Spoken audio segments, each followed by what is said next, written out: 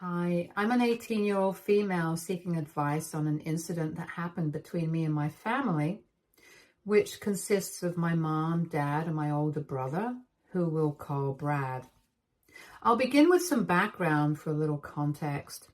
So I was the second child in a family of extremely high-achieving people. Both my parents are college professors. Brad is 6 years older than me and has always been my family's miracle child because it was hard for my mom to get pregnant initially. He has always been this golden child, extremely good at whatever he puts his hands on. When I was born, the bar of expectations for me was set high because of Brad. I'm extremely kind and generous, and I involve myself in a lot of social activities.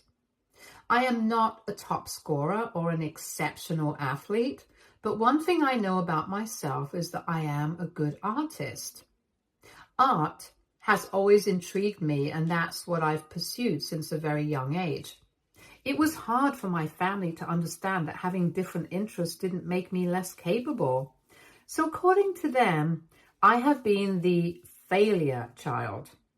The bias since my childhood has been so blatant that even my extended family could sense that I was treated differently. One Christmas when I was 5, while opening the gifts, I obviously went ahead and picked up the bigger box. Even with the repeated insistence of my mother, I didn't leave it.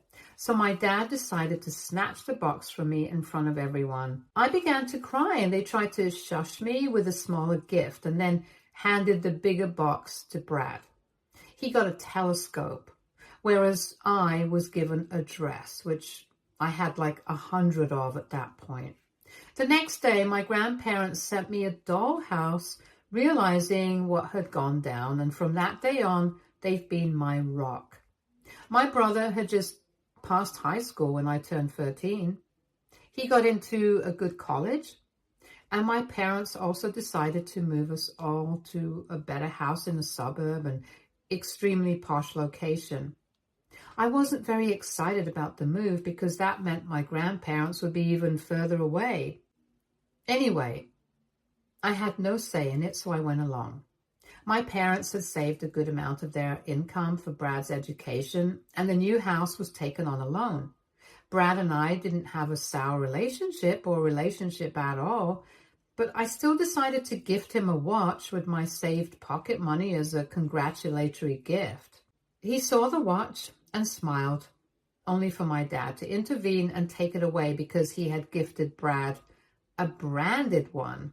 Brad didn't say anything, but it broke my heart. So from that day on, I decided to mind my own business. Every night at dinner was a horror. All my parents could talk about was how great Brad was doing at college. The constant comparison just got on my nerves, and I cried about it to my grandparents almost every night. I had previously tried to stay with them instead of my parents, but my parents denied it, suspecting I would be spoiled if they let me stay with my grandparents. Now, it is legal in my state for people to work from the age of 14. So on my birthday that year, instead of making the day special for me, my parents decided to give me a valuable life lesson and suggested that I start working part-time to earn my own expenses since they were tight on money because of the new house. They had ample money to send to Brad for his expenses, but was suddenly short as soon as I reached the legal age to earn. I felt lonely, but didn't say anything because I knew there was no point. We moved to the new house in a few months. I had started working at a bookstore and was able to earn better than what most people got for the job due to the extra hours I put in. I had told my grandparents about it and they were happy knowing I was financially free now, but also wished that I could move out soon for a better future. Brad, on the other hand, had been causing some trouble. He had gotten into a relationship and was missing classes and stuff, which led to my parents being frustrated at home. Within that week, my parents decided to have a talk with me. They told me that finances had been tough since they bought this house and had to pay for Brad as well, and they knew I was earning well enough for a part-time job. So they suggested that I start contributing to the house with my money in the form of rent. Their explanation was that they were teaching me the ways of the world without necessarily putting the burden on me. I didn't say anything and went to my room. They got a call from my grandparents, who scolded them for treating me this way after I told them about it. They had a long fight, and after 2 to 3 hours, both my parents came to my room and asked me to either pay the rent from the next month or find another place to live. My first response was that I was going to stay with my grandparents, but it was too far from my school. And because they were quite old, I decided not to be a burden on them, irrespective of them insisting that I come to their house. And I started giving my parents rent. I would have helped them with the finances if they had asked nicely, but their holier-than-thou attitude was what led to our relationship turning sour. I was just waiting for school to be over so that I could move out of their house, because after this, I didn't feel any connection to my own family. The next 2 years were quiet for me. I used to mind my own business and stopped having dinner with my parents. I was doing okay at school, and with my final year of high school approaching, I could see myself getting into a reputed art school. My parents weren't concerned as long as they were getting their monthly rent, and they were actually preoccupied with Brad. Brad had just graduated from college and was unwilling to come home to be with his girlfriend. His life had completely derailed after getting into a relationship, with his grades going down by the end of his degree, due to which he couldn't get a good enough job. My parents were pressuring him to come back home, but he went off grid for 2 days and they freaked out at him, bailing on them. When they got a call back, they were informed by him that he had married his girlfriend in Vegas. The next few weeks were tough because there were constant arguments at our home regarding this. Brad was trying to convince them to meet his wife once before passing judgment on her. And my parents were just constantly ranting about how he was bringing shame to our name. I couldn't have been less bothered, just that I started to hang out at my friends' houses more. No one other than my grandparents knew about this. So my parents eventually met Brad and his wife, but weren't welcoming. They bitched about the girl after she and Brad left, and I honestly found them pathetic for this. But I wasn't going to involve myself because my last high school year had begun, and there was no way I was going to risk it for their petty fights. I had started to live at my grandparents' house for weeks at a time because of my toxic household and because I had turned 18. Things changed right before my finals. Things started to go bad between Brad and his wife because of our parents' interference, and they eventually concluded that divorce was the only option. My parents couldn't have been happier and blamed everything that was wrong with Brad on his now ex-wife. I was asked to pay for my parents' trip to Brad's city to bring him back home, which I clearly said no to. They weren't pleased, but arranged funds from somewhere else to get Brad back. A detail I didn't mention was that this new house we had moved to only had 2 bedrooms. So when Brad was brought back, my parents asked me to shift to the hall for the time being, since I was about to leave for college in a few months. They clearly didn't care about me or my education and how this shift could affect me, but wished for their golden child to have access to everything to start fresh. Because I was paying rent to them, I told them that this arrangement wasn't acceptable to me, so close to my finals. They suggested that if this wasn't good enough for me, then I could go stay at my grandparents' house like I had been doing for the past few months. Just that I would still have to pay the rent because most of my stuff would still be at the house. I expected Brad to say something, but he didn't bat an eye at our parents treating me like this. I couldn't believe how cruel my own family was being to me, but I decided to stay strong.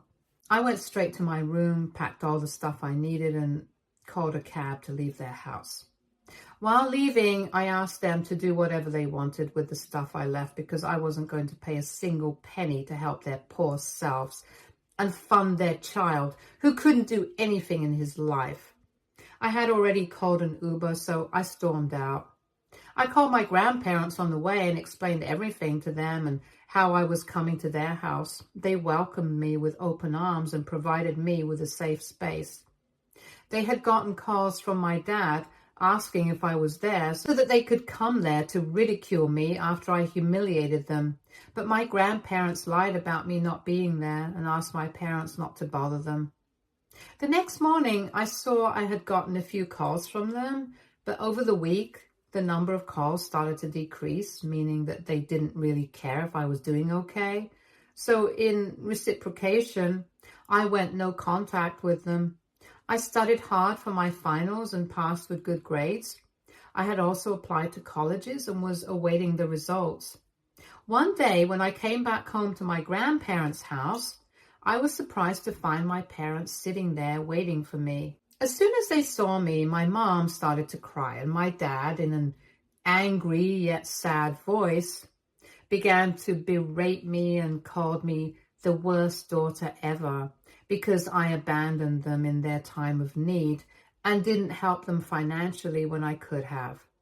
They were actually at my grandparents' house to ask them for some money because after I stopped paying rent, they were facing difficulties in paying their mortgage. They're now trying to make me feel like an a-hole by saying that family is everything and I abandoned them. Update 1. Thank you to everyone who commented on the original post and understood my situation in that household. Agreeing with you all, I do believe that my family has been cruel to me and my decision to leave them was right. I'll continue from where I left off. So my parents had come to my grandparents' house, pleading for money to pay their mortgage.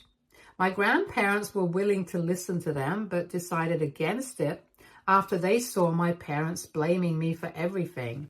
Once my father called me the worst daughter ever, my grandpa lost it and gave it back to him in his own words. He told my father that he had been a terrible parent to me since my childhood because he expected too much of me. Grandpa kept going and let him know how everyone in our extended family pitied me because of how I was treated as a child. My parents tried to argue back, but were shut down quickly when they were reminded of how they kicked me out to have their good-for-nothing son, Brad, back. Somehow, he wasn't a liability to them, but I was. My grandfather then broke the news to those two. He told them that he has over the years seen me grow into this wonderful person and so has decided to give me my parents' share of the property in his will. My parents' jaws were touching the floor at this point. Realizing that they didn't have any other option, they began to shed crocodile tears and tried to convince my grandma to give them back their share. She reminded them that karma hit them in the face for what they did to me and that she had no regrets. My parents then began to beg me to convince my grandparents. They didn't once apologize for their nasty comments, but expected me to treat them nicely because they were family. Because I've been a fairly docile person all my life, they expected me to be kind to them. But on seeing how hard my grandparents were trying to fight for me, I grew a spine and let them know that there was no way they deserved a kid like me and that maybe they could expect funds from their golden child whose life they chose to destroy. They got extremely quiet all of a sudden and then began screaming at me, calling me names and wishing I was never born. My grandparents were done with them and asked them to leave before the cops were called. My parents left, all flustered. I began to cry and profusely thanked my grandparents for being my actual parents and that I didn't wish for their money after all they had done for me. They consoled me and let me know that they had made up their mind long ago when they saw how selfish my parents were. They had also saved some money for Brad because he was their grandchild after all, but there was no way any of it could be accessed by my parents. They asked me not to care much about it all and to focus on my future, which I did. As I mentioned before, I had applied to a few colleges and fortunately got accepted into the best one. But after deliberating with my grandparents, I realized they were extremely wealthy and insisted on paying my tuition, to which, after a little hesitation, I agreed. I was going to leave in a month when the session began. About my parents and Brad, I hadn't heard about them so far and was happy that things were working out this way because it was the first time I was feeling fully confident in myself.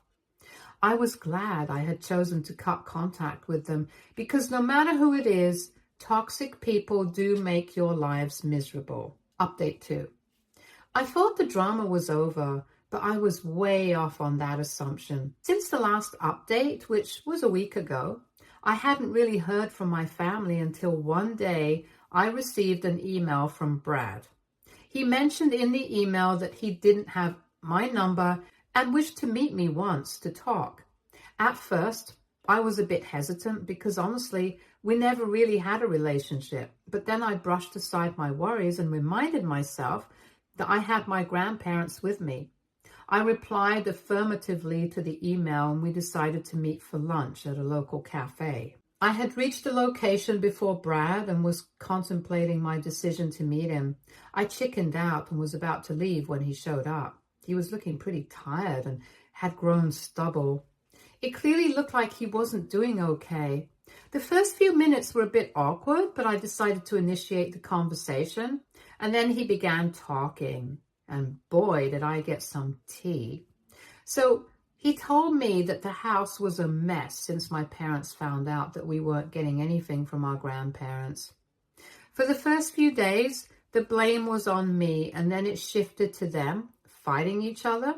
Brad, who had already been going through a tough divorce, couldn't handle it all and had left the house and had been staying at a friend's. The day before, he visited home and saw the state of the house. It looked like a bachelor's pad and hadn't been cleaned in months.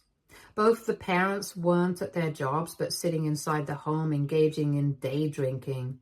Brad went ahead and cleaned the house, to which our parents replied that there wasn't a need for it because the house would be taken away in a few days as they couldn't afford it anymore.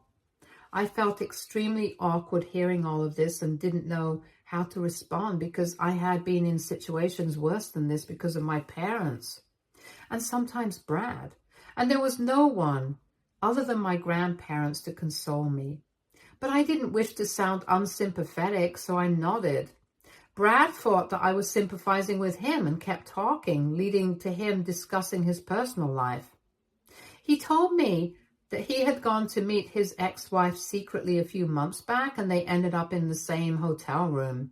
He said he had gotten a call from her yesterday informing him that she was pregnant and wanted to keep the child while rekindling their relationship. Now, he revealed the actual reason why he wished to meet me. He told me that since I had gotten money from our grandparents recently, maybe I could give a tiny share of it to our parents and some of it to him, so that my parents would finally be able to get their lives together and he could begin afresh with his upcoming parenthood. He reasoned that this was going to be a favor he'd return as soon as he could, and maybe I could do this for my brother in the spirit of our relationship. Sitting there, I couldn't believe his audacity. I thought all this time that he needed an ear, but he was actually there for money. I lost it at that point and decided to be petty. I reminded him that no one was there for me my whole life, and I remember him standing quietly when our parents were kicking me out, so he better not disgrace the word family with his filthy mouth and ask shamelessly for money from me. I also told him that it was our parents who were the reason for their divorce because they deliberately interfered by filling his ears. The parents he was asking money for. Before he could say anything, I left money for my portion of the order and walked out. I went back to my grandparents' house and told them everything, and they said they thought Brad was different, but as they say, the apple doesn't fall far from the tree. Although my grandparents are still concerned about his ex-wife and his child, I think the fault was mine this time because I chose to respond to Brad and meet him, but there was no way I was going to entertain them any further. Update 3. This update is a week from the last one. I'll be moving to my college within the next 2 weeks. So the last time I talked about how I reminded Brad of his place when he tried to ask for money from me. Everything I'm stating now is what I heard from my grandparents, who heard it from my aunt, who heard it directly from the source, Brad. After I told Brad about our parents' involvement in him getting the divorce, he went home angry and confronted our parents. They tried to calm him down and convince him that whatever they did was for his own good. He digressed and decided to leave them for good. They tried calling my grandparents to intervene and stop Brad from leaving, but they told our parents about the ex-wife's pregnancy and how there was no way Brad could be stopped now. My parents also had to vacate their house because they were unable to afford the high mortgage, and they had now moved to a very low-profile area. As far as I know, Brad had left to stay at his ex-wife's house, at least until he gets himself together, and after that, they might think about getting back together. Now, what I'm going to narrate has happened pretty recently, and I'm still quite upset about it. So after Brad left, my parents somehow realized, or assumed, that it was me who told Brad everything and was the reason they were in such a fix in the first place. They decided to warn everyone against me and wrote a pretty delusional Facebook post calling me not only an illegitimate child, but also a burden. They thought their posting such filth would garner them some sympathy, but people who had seen my childhood read that post and wrote some nasty comments about my parents, saying how undeserving they were of a child like me. A few who didn't know anything rang me up and chose some choice words to remind me how ungrateful I was as a child, and I replied to them saying, if they don't know me, their opinion doesn't mean 2 cents to me. It offended most of them, but honestly, I didn't care enough. The only thing I was quite sad about was my parents thinking so lowly of me. I had always tried to be what they wanted me to become, only for them to blame everything wrong in their lives on me. I cried to my grandparents about it, who said that they would make sure I wouldn't have to tolerate my parents once I left the city to study. Now, since my parents' plan to defame me to their advantage had failed, they tried to use the legal route to get back the inheritance they had lost. The lawyer was a family lawyer and had a great friendship with my grandparents. He gave my parents a reality check and asked them to stop humoring themselves, leaving them embarrassed.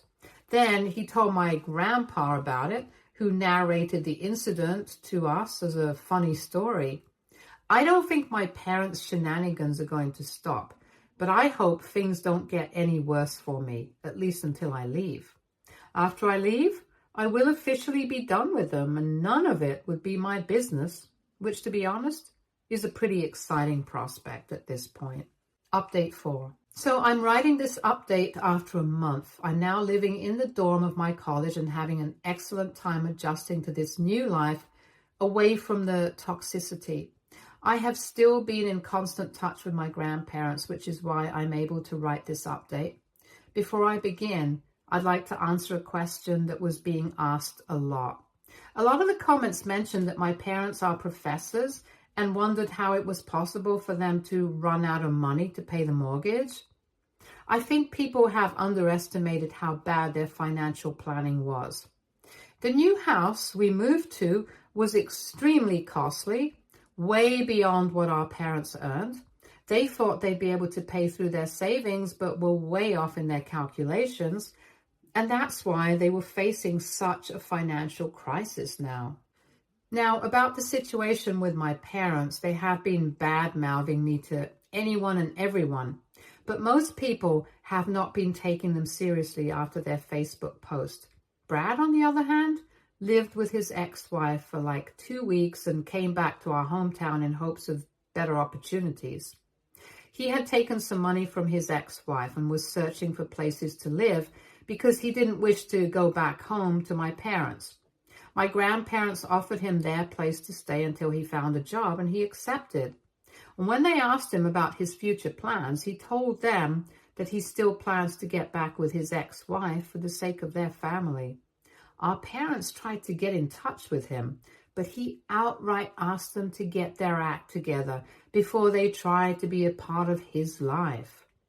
My grandparents mentioned to me that they wished to help Brad out because they could feel his desire to change and were going to offer him some money once he got a job.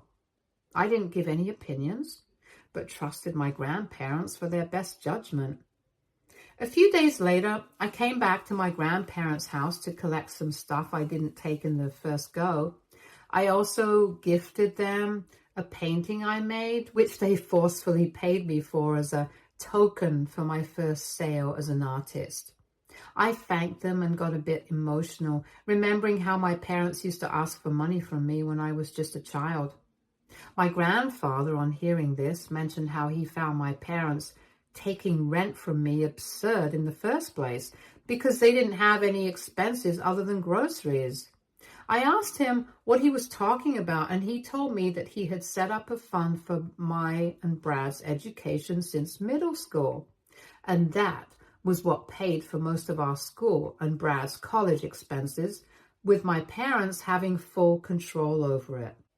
This came as a huge surprise to me because I was told since my childhood that I should start paying up ASAP to reduce the burden on my parents and handle my own expenses. I told my grandfather that I had no idea of this, and he took it into his hands to confront my parents. Brad was still living there and had come back after his day of job searching around the town. My grandma invited my parents, and what unfolded was something we didn't expect. When my parents showed up, Grandpa sat them down and asked them about the fund for mine and Brad's education in our presence. They tried to cover by saying how it was used as intended, but on being asked further about why I had to contribute, they broke down. They admitted to using all that money for their own enjoyment and activities, never once thinking about how that would affect us.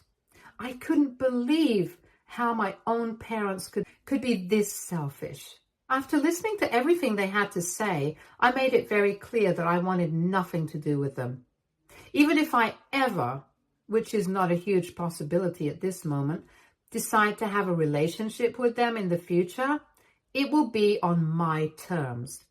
The next day, as I was packing to go back to college, Brad came to my room and apologized to me for everything and for not being there as a big brother. He said I was still family to him and he would love it if his child could get to have time with their aunt. I decided to forgive him and slowly build our non-existent relationship.